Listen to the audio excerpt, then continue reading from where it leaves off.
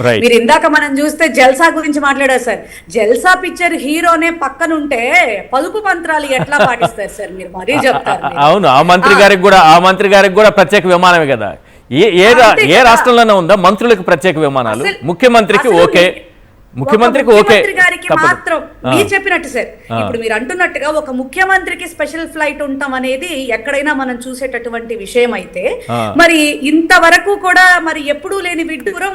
మరి ఎంత తనయుడైతే మాత్రం కొడుక్కిచ్చేస్తారా, లేకపోతే డిప్యూటీ సీఎం గారికి ఇస్తారా? అలాగే జగన్మోహన్ రెడ్డి గారు ఐదుగురు ఎక్కడా కూడా పాపం ఎట్లాంటి స్పెషల్ ఫెసిలిటీస్ కూడా వాళ్ళకి ఏ రోజు కూడా ఇవ్వలేదు సార్. నిజంగా ఒక సామాన్య వ్యక్తుల్లాగానే వైఎస్ఆర్ కాంగ్రెస్ పార్టీలో ఉన్నటువంటి ప్రతి ఒక్కళ్ళు కూడా ప్రజలకు సేవ చేయటంలోనే అడుగు వేశారు.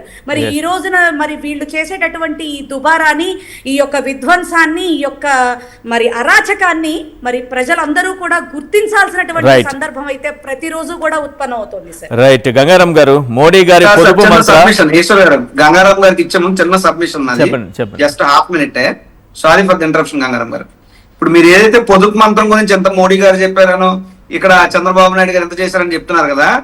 గడిచినటువంటి 5 ఏళ్ల కాలం గత ప్రభుత్వం జగన్మోహన్ రెడ్డి గారి ప్రభుత్వ హయాంలో ఇదే విశాఖపట్నంలో గంగారాం గారు కూడా కార్పొరేటర్ గా పనిచేసే కాబట్టి ఆయన అవగాహన ఉంటది.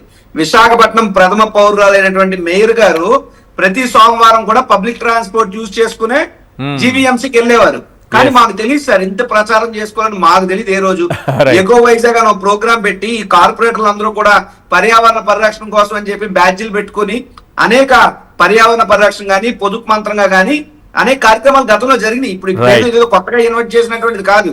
అయితే చేసేది గోరంతైనా చెప్పుకునేది కొండంత అని చెప్పి ప్రచారాన్నే ఒక అస్త్రంగా మలుచుకోవడంలో చంద్రబాబు నాయుడు గారు తిట్ట.